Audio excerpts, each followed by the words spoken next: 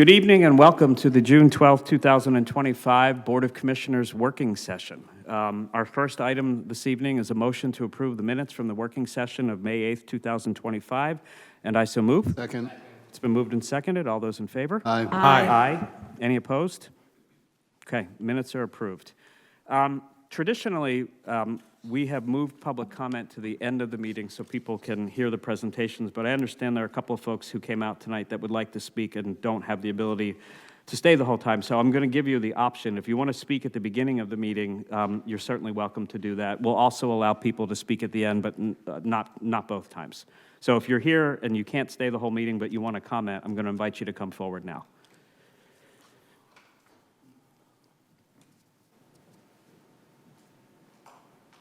Thank you so much for that opportunity. Sure, I thank you for really coming. If you just tell us appreciate your it. name. My name is Elisa Katz. I'm a lifelong resident of Abington Township. I currently reside in Elkins Park in Ward 4. Thank you. And I am here tonight to speak in favor of and urge passage of the proposed ordinance to prohibit the retail sale of puppies and kittens in our township. Similar ordinances have already been enacted elsewhere throughout the state, including in Philadelphia, Pittsburgh, Allentown, Bethlehem, Doylestown, West Norriton, and about 7 or 8 other localities. This ordinance will protect both people and animals by eliminating a potential market for puppy and kitten mills. These mills are notorious for selling sick animals, which is a consumer nightmare to purchasers who are then faced with unexpected veterinary costs and the emotional stress and heartache of having unknowingly bought a sick and sometimes critically ill pet. These mills are also notorious for being inhumane. Animals are confined in very small cages, often stacked on top of each other and in filthy conditions. The animals are exposed to frigid temperatures during the winter and extreme heat during the summer. These animals are bred over and over again and then ultimately killed when they're no longer productive. This ordinance will not deprive anyone from obtaining a dog or cat of any breed. Residents will still be able to obtain their pet of their choice by adopting from a local shelter or rescue, including breed-specific rescues, or from a responsible breeder. I urge the commissioners to pass this ordinance and to take a stand against cruel puppy and kitten mills and to protect the residents of our township. Thank you so much for your consideration. Thank you for your comments. I appreciate it. Good evening. Hello, Hi. I'm Grace Kelly Herbert. I'm the president and co-founder of Finding Shelter Animal Rescue. Oh, good evening. We're a Montgomery County-based rescue, and we love doing adoptions here in Abington and coming to visit your wonderful community. I am considered a puppy mill expert and a puppy mill pipeline to pet store expert. Finding Shelter started 15 years ago, and I have been rescuing dogs mostly from Lancaster County, but through in multiple counties through Pennsylvania. And many of those animals that I see, because I'm in a unique position in that I'm kind of between two worlds, and that I deal with the breeders, but then I also am on the rescue side. The breeders call me to surrender their animals who are no longer able to be bred, or the puppies who can't be sold. And in 15 years, I've personally rescued 10,000 dogs and a few hundred cats. And many of these people will tell me and disclose to me over time through relationship building exactly what they do. So they either sell online, or many of them do sell to pet stores. Some of them sell locally. Some of them are in the trade of breeding in Pennsylvania and then selling out of state. When you get dogs from a Pennsylvania pet store, most of the time you're going to get them from an out-of-state breeder. So this becomes a transparency issue. And a lot of the animals that I've rescued, including the puppies, are not well. So they come with zoonotic diseases like Campylobacter, ringworm, Giardia, Coccidia. These are things that the puppies leave the farms, they go to the pet stores, they go into people's homes and can transmit to the humans who are there to care for and love them. So what we're hoping is that you will consider this ordinance as a preventative measure so that your community does not welcome these practices into a business here in Abington Township. The other part of the puppy mill to pet store issue is these sick puppies, but they can be financed. And there are predatory lending issues that are happening through pet stores. Even though Pennsylvania has predatory lending laws, there are loopholes. And a lot of these pet stores, they will charge $6,000, have people finance these animals. And if it is outside of the puppy lemon law and that puppy dies, they're not only out of the money that they've paid to purchase, but also the money that they have paid to help that puppy that they've purchased. 2 weeks ago, I rescued a little puppy we named Bert. And he was a miniature dachshund, and he fit in my hand. He weighed 0.77 pounds. He was sick from the very beginning, and we rushed him right to the hospital. Within 5 days, I got a call. I visited him at 3 o'clock. By 11 o'clock that night, he had arrested, and he had passed away. I don't want to depress anybody, but this is all I have left of little Bert. And this is bigger than he was. The other thing that I have left is a $5,000 invoice for his medical care that was stellar. They did everything they could to save this animal. I'm lucky that I'm a 501c3. I can get donations, and we were able to offset that $5,000 with about $2,000 in donations that we raised. But then I thought about it, and I thought I'm a seasoned rescuer. I take in animals all the time. Many of them are at end stage of life because I take a lot of seniors. What if this was a family? What if this was your neighbor or your own family or one of your constituents who had purchased this puppy and then brought him home and was left with not only the heartache and grief of losing him, but then also this $5,000 bill? I really encourage you to consider this ordinance and to take this compassionate measure, not only for the animals, but for the people of Abington Township, and I appreciate your time. Yeah, thank you. Thank you Thank for you. coming out and sharing that with us tonight. Thank you. Okay, so we will move into the presentations and we'll take further public comment. Do you want, sure thing.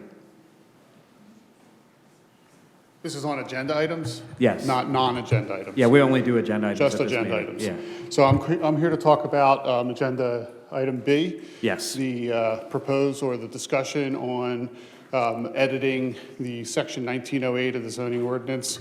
It's something that the zoning hearing board has considered, and I'm glad that this is on the agenda. This is I think an unneeded check and balance in the zoning ordinance for non-conforming lots. I will tell you that in my, 2 years or so on the board, we have never turned down, never had a reason to, there is no reason to turn down an application that only comes to us for a special exception under the 1908 section for non-conforming lots. This is a disproportionate burden on our smaller lots in the township, our R4 district mainly, and our Main Street districts, where properties are legacy properties that are smaller than 7,500 square feet before it changed in the 1990s. It is important that people come to our zoning hearing board confused as to why they were asked to come here. This is not a reflection on anybody in the township, not explaining it to them. They just don't understand the process and why they live on their property, and they don't understand why they can't just stay within the dimensional requirements of the zoning ordinance, but still have to come to the zoning hearing board. So I appreciate that you put this on the agenda, and you should have the full faith in the zoning officer to be able to review and adjudicate these specific issues of non-conforming lots without having to come to the zoning hearing board. So Okay. Thank you. Thank you, appreciate that. Okay, with that, we will move right into item 1, which is a review of land development 24-01, 2241 Old Welsh Road, final major subdivision and land development plan. And Mr. Chrisman, are we having Mr. Hassan run through this? Okay, Cal, are you with us? Thank you, President Hecker. My apologies. My camera is not working on my cell phone. My audio is all good. For your review tonight, we have a final major subdivision plan which appeared in front of the board and the planning commission a couple times previously, back in 2024. At that time, both the planning commission and the board of commissioners granted prelim major subdivision approval on this application. Tonight before you is review of final subdivision land development application. Just a quick recap on what this application is. The project is located within the R4 residential density zoning district. The site is a triple frontage lot fronted by Parkview Avenue from the north, Fairview Avenue to the west, Old Welsh Road to the south, and residential properties zoned within the R4 high-density residential zoning district to the east.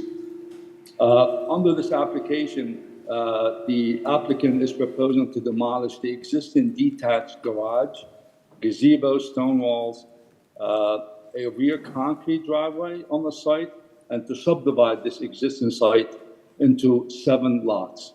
Since the prelim major application approval that was granted by the Board of Commissioners a while ago, there was one major comment that we had on our review letter, which pertained to the applicant receiving approval from the Montgomery County Conservation District. Mm-hmm.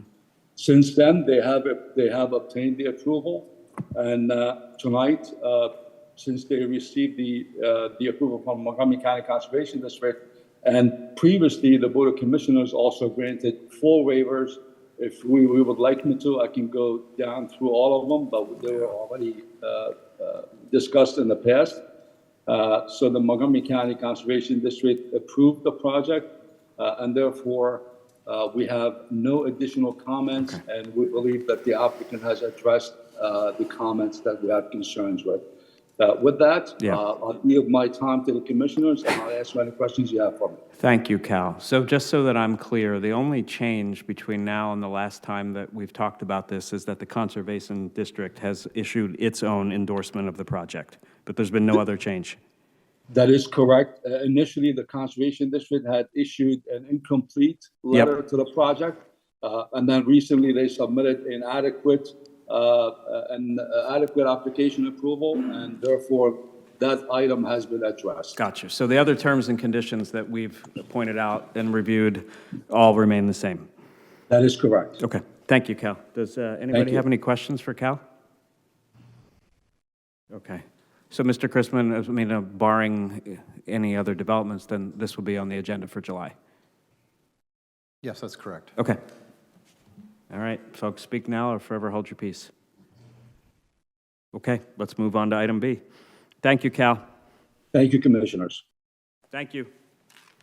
Item B is an ordinance amending the code of the Township of Abington at Part 2, General Legislation, Chapter 162, Zoning, Article 19, Nonconforming Uses, Structured Lots and Signs, by amending and restating Section 1908, Expansion of or Construction on a Nonconforming Lot, to revise provisions for special exceptions, and I am going to turn to Solicitor Gallagher.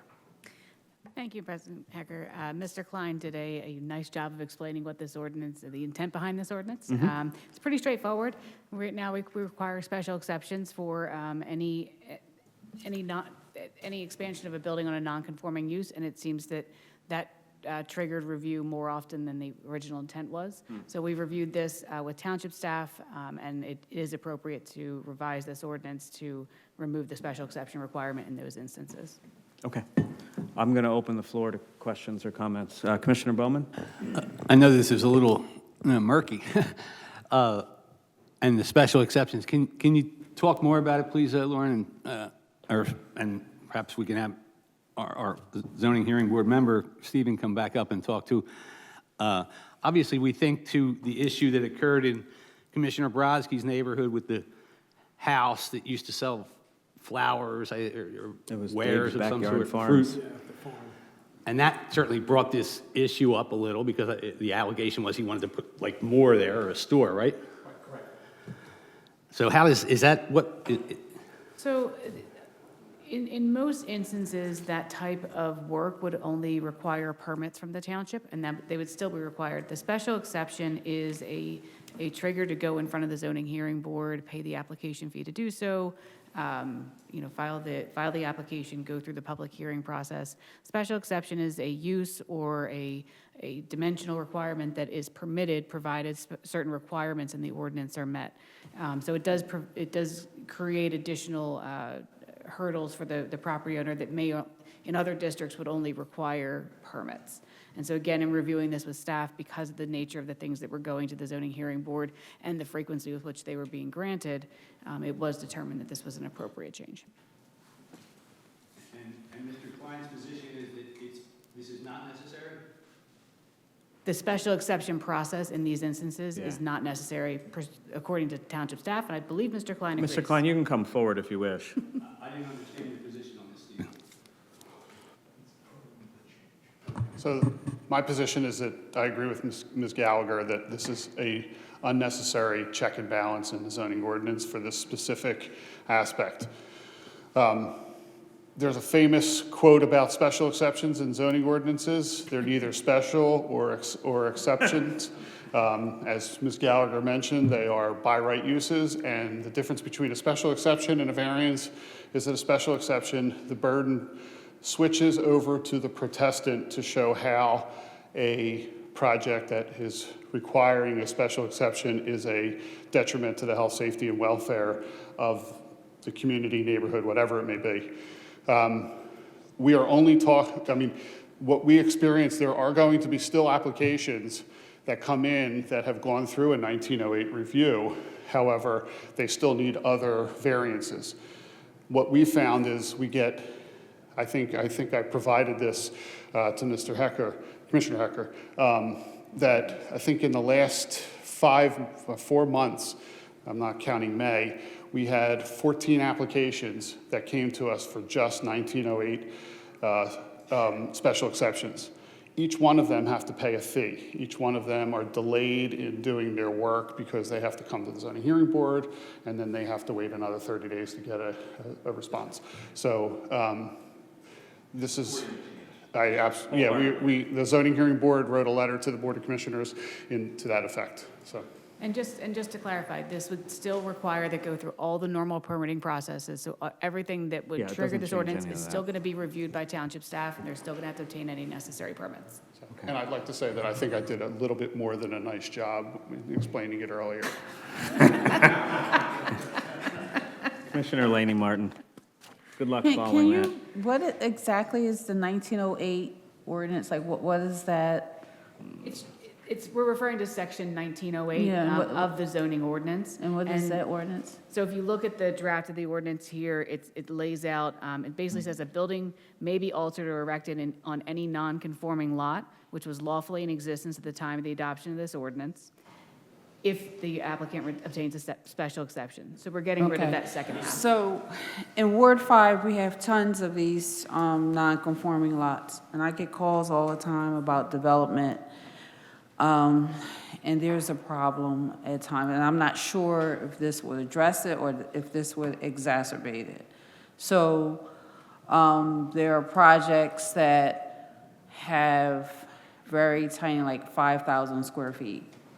And what is going on is that people don't realize that that little patch of grass is not owned by their neighbor, and the other neighbor thinks that little patch of grass is owned by the other neighbor next to them, and then they realize it's owned not neither of them, and someone buys it, and all of a sudden they want to put a house on it.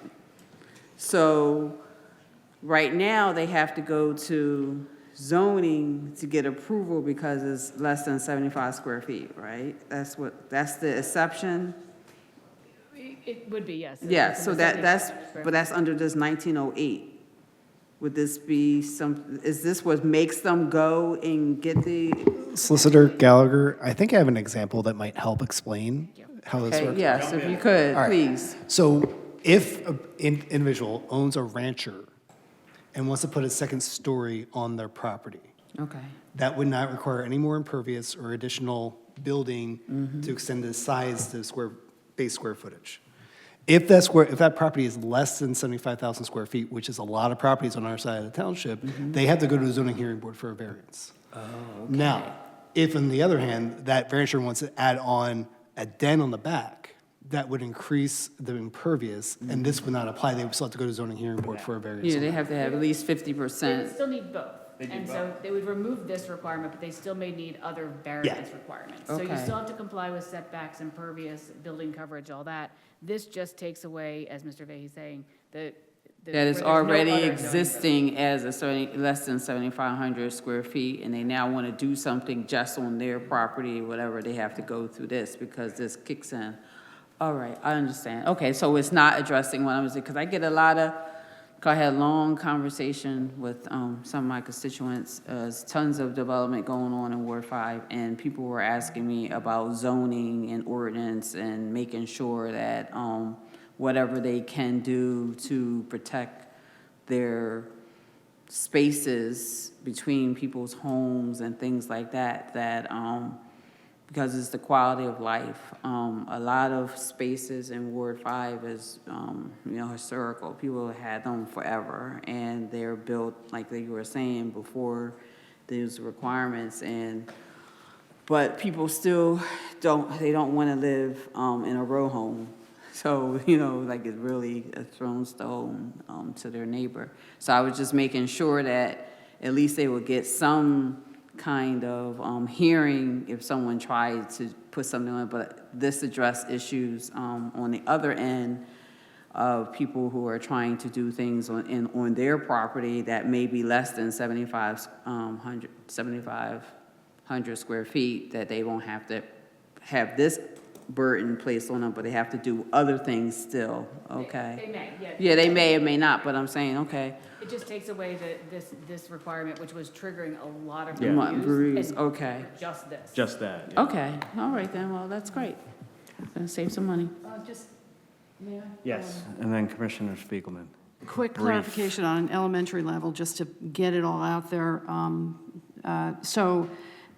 B adds language that actually parses that out a little bit. So it says a building may be altered or erected on any non-conforming lot which is lawfully in existence at the time of adoption of the ordinance, et cetera, A, et cetera, et cetera. B, the underlined language would be added. Is that correct? Is that right? Am I reading that right? I'm sorry, what was the question? Okay, so section 1908, B, the underlined part of that sentence, Yeah, so the language that has the strike through, that's what's going to be removed. That's gonna be And removed. then in section B, the underline is going to be added. right, That's so new language. provided, et cetera, that the general area and applicable dimension, yard setback coverage, building density, parking, and open space regular, as specified within this ordinance, et cetera, so that's, Right. So it was already requiring compliance with the dimensional, we just clarified. yeah. Because I think what the layman's concern is, oh my goodness, somebody's going to get a chance to just snap their fingers and put up some crazy thing, and we don't have a say in the matter. And that is absolutely not the case. Again, Okay. This is That really just meant to address, this ordinance triggered just significantly more applications than was intended. Okay, thank you just for that clarification and in very simple terms. Thank you. Floor is yours, Commissioner Spiegelman. And for so brief, I'm just going to dance across it. I can tell you here in beautiful scenic Ward 11, we have tons of lots like this. They're all over the township. This is a layup. I say, let's just move forward with it. Okay. Any additional comments or questions? Okay, so again, the intent is that this will be on the July agenda. Okay, thank you. We will move on to item C, which is for us to discuss an ordinance amending the code of the Township of Abington at Part 2, General Legislation, Chapter 162, Zoning, at Article 2, Definitions, Article 11, Use Regulations, Article 22, Parking and Transportation, and the Comprehensive Use Matrix to incorporate provisions for the C39 Medical Marijuana Dispensary and D18 Medical Marijuana Grower Processor uses, and I will again turn this over to our solicitor. Thank you. So as some of the board may recall, several years ago, the legislature enacted legislation that allows for medical marijuana grower processors and dispensaries. About that same time, the township was working on a comprehensive zoning rewrite. Right. The medical marijuana legislation had an enactment date that the township had to comply with. So we separately passed a medical marijuana ordinance. And then shortly thereafter, the zoning rewrite was passed and we did not adjust the medical marijuana ordinance to account for the new zoning districts and the new use matrix. So this is a cleanup to bring those two together so that now the medical marijuana uses are incorporated into the updated use matrix. Right. So at that time, we were required by the state to pass that ordinance. We That's did not correct. have a choice. We were required to do it. That's correct. Then we passed a comprehensive update to the zoning code, and what we're now doing is cleaning that up so that they're aligned and consistent. That's correct. There's no further changes. This is not legislation that's trying to bring additional dispensaries or growers into the township. That's We are correct. just cleaning up language that we were required to pass. That's correct. Okay, just to be clear. Anybody have any comments or questions about this? Okay, we'll move on to item D, which is to discuss an ordinance amending the code of the Township of Abington at Part 2, which seems to be our favorite part of the code to amend, Chapter 58, Animals, to add a new article, which is Article 7, the sale of dogs and cats. And Lauren, you're on point. We've gotten a little bit of a teaser of this from our guest earlier tonight, but I'll turn it back to We you. have, and I was going to comment, I noticed that Mr. Clark's not here on the nights that. We did this on Solicitor purpose. has- It's called hazing, and, yeah. I think he does it on purpose. So this ordinance is fairly straightforward, and you have a copy of it for your review. Yeah. Essentially, what this will do is prohibit any retail pet store from selling, offering for sale, delivering, bartering, auctioning, or transferring a dog or cat. And the intent behind this ordinance is obviously to address what the speakers refer to as puppy mills. Okay. So again, fairly straightforward. Yeah. I will open this up. I'll start with Commissioner Bowman. Obviously, I'm sure it's legal, or you wouldn't have brought it to us, but It is that's legal. legal, huh? You can just stamp out dog stores if you so choose in your township? It still allows for rescues and things like that. So it doesn't completely eliminate it, but it does address the selling of those pets. It also doesn't affect reputable breeders because they are not pet stores. Well, I support it, so thanks. Thank you. Anybody else wish to comment? Commissioner Weingarten. Thank you. So in other words, you could have a puppy mill in your home, just not a store? Well, mean- if you're an individual that is breeding and raising You want to tell us something, dogs- Commissioner Weingarten? or- If anybody that knows me, if I vote against this, I've got a big problem. So this addresses the selling of the animals. It doesn't address the breeding and the raising of the animals. So reputable breeders are an exception in the definition of retail pet store here. And then, who would determine that, reputable breeder? Well, it's an individual selling only animals that the individual has bred and raised. So it's an individual, not a large-scale organization. Okay. So in other words, if you want to get a dog from a puppy mill, you're just not going to, You have to go to Lancaster. you got to go somewhere else? Okay. Okay. Thank you. Commissioner Schreiber. I think this is clear, but just in case it's not, this is like a preemptive type thing. We don't currently have pet stores doing this. The only pet store we have right now, I think in the township, is PetSmart, and they have rescue animals in there. They do not have, Yeah, they don't sell cats or dogs. they don't sell puppy mill or cats. I get, yeah. Yeah, this would not Kid impact, mill. we're not aware of any business in the township this would impact. No, I don't think there is at this point. Okay, any further comments or questions? Pass it on. Pass it on? I mean, can we pass it? Yeah, I mean, the idea would be that this would appear on the July agenda, unless there's any objection. Okay, and so I'll open it up for public comment on the things we discussed tonight, if anybody wishes to make comments about these 4 items. And if not, I believe there's one person on Zoom that wishes to speak. Do you want to, are you coming forward? Okay, okay, please. Okay, Adele Cubell, Abington. It seems as though that you're allowing tighter and tighter buildings to continually be built here. And then there was the flood zone issue with Rothley, which was very upsetting. Nothing really was addressed. They were going to use special materials, my understanding was, and when people wanted to comment, they were suddenly disconnected. And they end up building tighter and tighter, and the quality of life goes very down. And these buildings can end up like Philadelphia, where putting up the building ends up hurting the building next door to it. That's how tight they're going. Now, on Parkview, there was another situation that was discussed. And the township does have money, and they should be using it for this. Parkview is the tiniest street in the world, and there's like 1 or 2 to 3 trees, maybe, possibly 4 left there. And the township could buy that small space and make that area a much more livable area, because that area is filled with high-density traffic. A lot of house sitters are there, letting the buildings rot, and the township's ignoring it. And it seems like we're going to urban-style slum living, and these 3 trees should be saved so that at least it gives those people a breather. Fixing the facades will not do anything for these people. Making them all the same was offered. That's not a fix.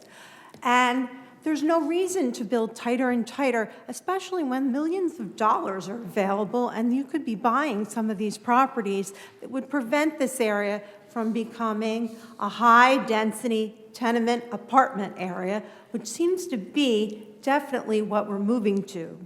Because when I am on the streets, like Woodland and all, you can see the rot is very easy to spot. People are going to want apartments there.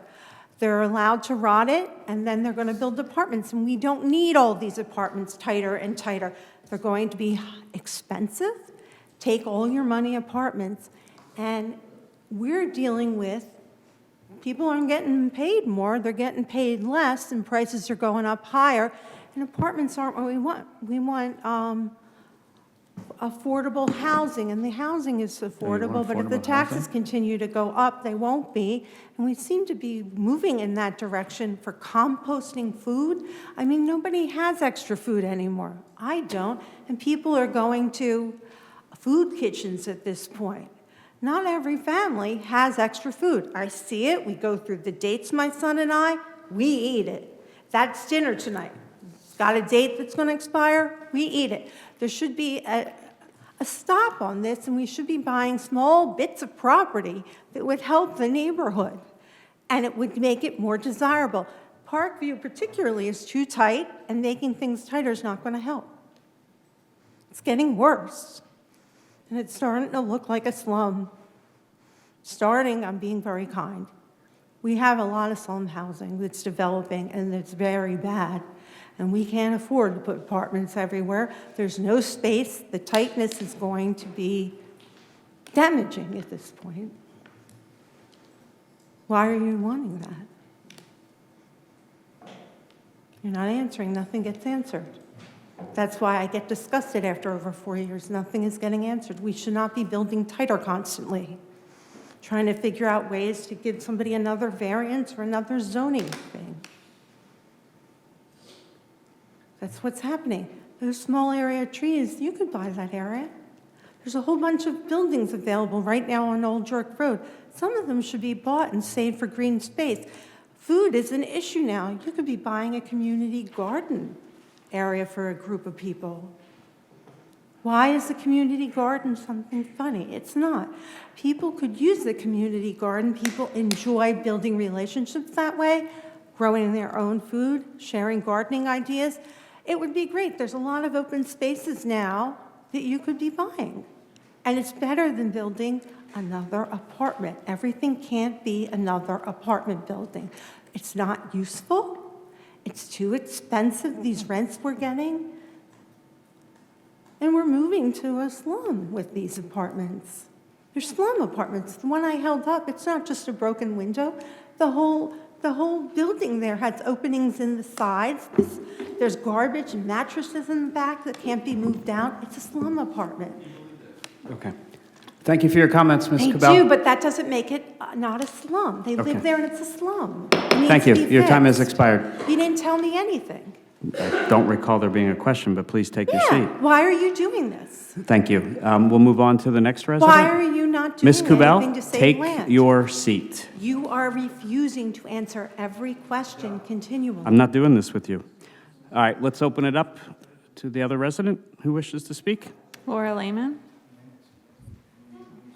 Laura Lehman, Meadowbrook. I actually would like to understand how small a lot can be a non-conforming lot that you can put a house on. Does anybody know the answer to that?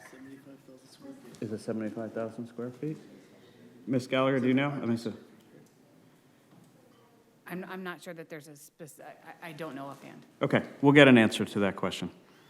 Okay, I appreciate that because we have a concern, one of the ones that Mr. Klein has a financial relation with and has to recuse himself on, was 2 lots being put together, but both of those lots were only 25 feet wide and they were also short.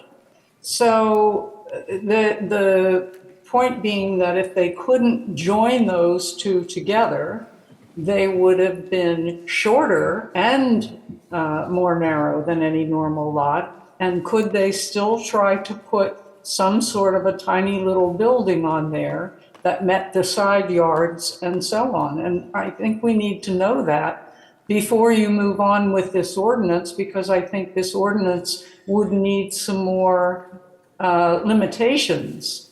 And in essence, Mr. Klein is working on 1, 2, 3, 4 of these tiny little lots right now over at the Crestmont Country Club, where his firm is the architect on this. And they're the ones that I wrote to all of you about, that they absolutely misrepresented the zoning on.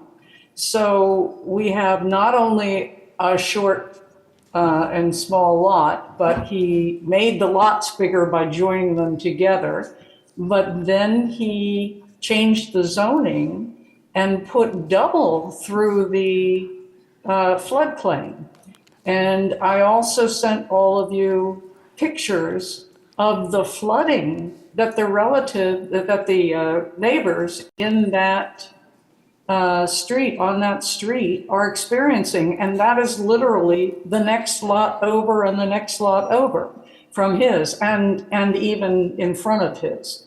So this is really distressing to see that we don't have this properly sorted out so that we have a place where residents can talk about what needs to be in this ordinance.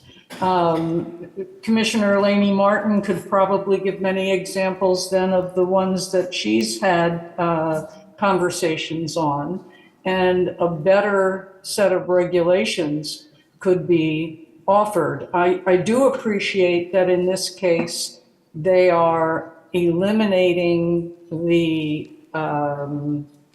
let's say the short side yards and so on, but I don't get the sense that the applicant can't come back and ask for a variance. So I want to understand that. Can the applicant on a short lot like this, which I had the assumption you were removing the may, it may be required to have the right dimensions, and you were replacing that with it shall be required to have the right dimensions. But now I hear Mr. Klein say that's only so they don't have to go to the zoning hearing board. So now we still have a short lot that people can go to the zoning hearing board and ask for a variance on? Is that what's happening here? I don't think we're directing it that way, but Ms. Gallagher, I'm not sure I'm following the question. I'm not 100% sure I'm following, but the only thing that this ordinance does is eliminate a special exception requirement where the only thing that they are doing is the example that Mr. Vahey gave. If they need zoning, if they need dimensional zoning relief, they still are required to obtain that. But the ordinance says may because it only triggers if they need zoning relief. Okay, so that saddens me because I actually thought they were removing the opportunity to get variances when the lot is already too small. And I believe that's what you should be doing if the lot is already too small, and these lots are half the width. The township can't legally do that. Yeah, so. that's, We can't stop them from filing an application. The zoning hearing board can deny it. And look, if there are additional questions, we'll work this through over the next month. So if you have other questions, I'm sure you'll submit them to us, and we'll make sure we get answers. So Well, that's what I'm thank you. trying to do. Thank you. I'm trying to understand, in order to submit my questions, I have to understand what is allowed. Yeah, no, And- understood. So Okay, and I just thank- want to say, when you change up our speaking rights in the Okay. way. that you All right, did- Ms. Slayman, thank you for your comments. So can I finish? No. With that, we are adjourned. Thank you.